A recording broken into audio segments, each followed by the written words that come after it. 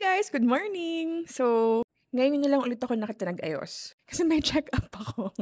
So, alis tayo, may punta tayo ospital. So, by the way, there are people na nagsasabi na, paano ka nabuntis? Hindi naman siguro kasi lahat alam na may sawa na ako. 4 na taon na po akong kasal. 4 na taon na rin kami nag-aantay magka-baby. And finally, ayan, nabuntis na rin po ako this year. And we're really grateful and happy for this blessing. Tsaka guys, ano ba naman? 34 years old now. Siguro naman deserve ko na magkaanak, diba? Okay, so market update tayo. So, kamusta naman ang mga gold traders natin ngayon? Nawindang kayo, nakakawindang ang mga pangyayari, especially kahapon. So, as you all know, for like how many months already, si gold has been rallying up, as in paakyat talaga siya, as bullish talaga siya. Ang saya-saya, especially sa mga swing traders, sa mga position traders dyan, diba? So, like, umabot ng floating ko ng $30,000 ata. I was really happy. So, nag-hold tayo ng mga small positions. Kasi I'm really eyeing na by the end of this year, baka umabot pa si gold ng $5,000 because of the fundamental data such as shutdown ng US government, tariff war ng China and US, yung mga geopolitical tensions, yung war sa Gaza, sa Israel, yung interruption ng mga trading routine, mga shipping na binobomba, na naapektuhan ng trading, ng mga goods, ng mga oil, plus yung epekto ng inflation and yung concern ng mga Fed about cutting the rate. So, sobrang daming mga kaganapan sa mundo na napakagulo. And because of those uncertainties, one of the assets na napaka-safe na alam natin na walang ibang pupuntahan kundi paakyat, which is gold. So, tumaas ang demand sa gold because of those uncertainties. So, here guys, just so you know, this used to be actually $19,000 already. Down to 9,000, diba? So, we lost half M din dito, diba? Because of the drop sa gold, diba? And may another account, which is ito. This is where I normally put my position trades, which is ito, actually running $60,000 na to. Meron tayong 30,000 na running profit, and now it's down to 13,000. Because may mga nag-close na tayo dahil nga inabutan. Ayan, inabutan na. Ito yung drop. Ayan, imagine niyo. From yesterday lang, ilang pips yan?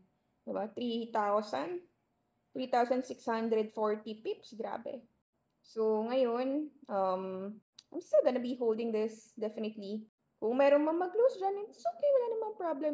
Kasi guys, that's the thing about being position trader. There are days na you will be having a floating of 30,000. There are days na yung 30,000 mo will go down to $3,000.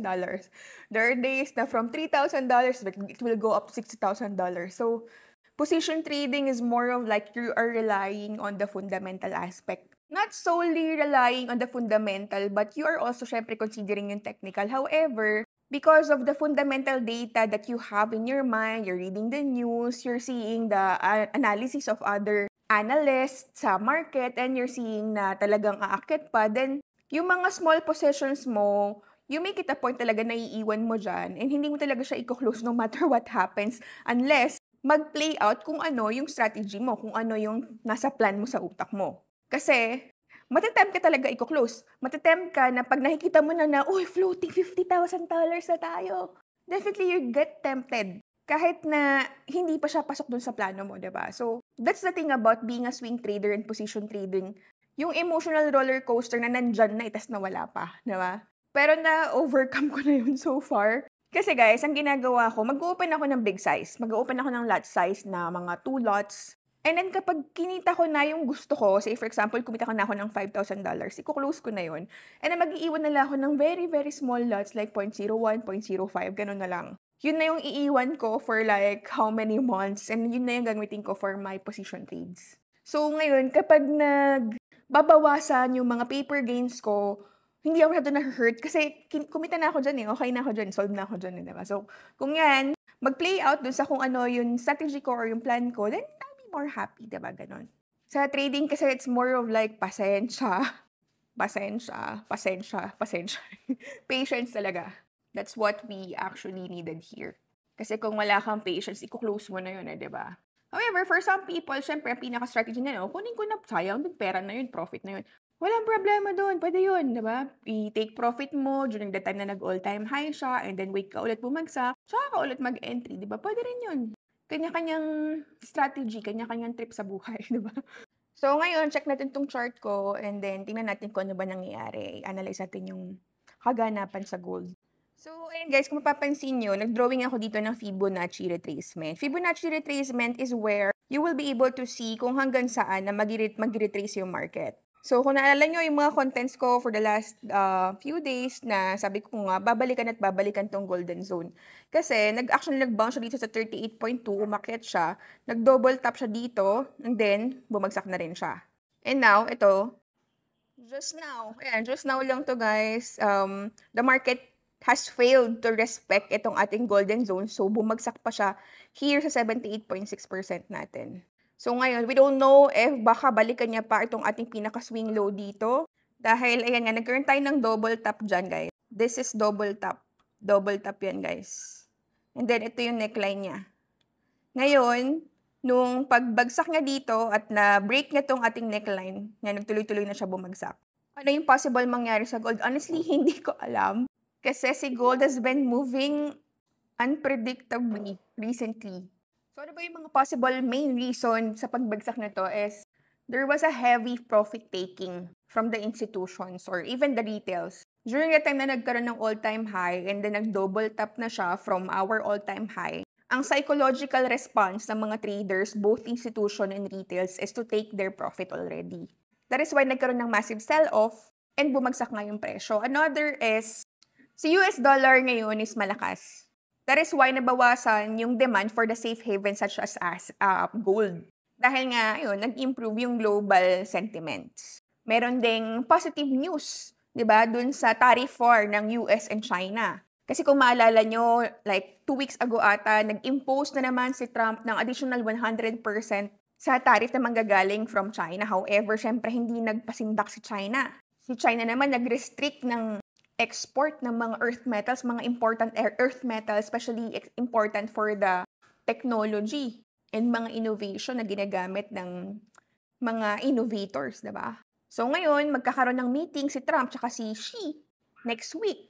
So medyo nabawasan yung kaba ng mga investor at ng mga nagtitrade. That is why, since medyo mas na-lessen yung concern nila, so they rotated out from gold. Another is, as you all know, si India recently is nagbabay ng gold. So medyo nag-hoard siya ng gold dahil napakataas din ng demand. Even the physical gold, yung demand for the physical gold is ang taas din talaga. So just recently, yung season na yon ng India ng buying gold is natapos na. That is why, syempre, nabawasan din yung demand for gold. However, in contrary of what's currently happening, na I believe this will be another support and demand for gold, which is yung magkakaroon ng rate cut this coming next week next week, October 30.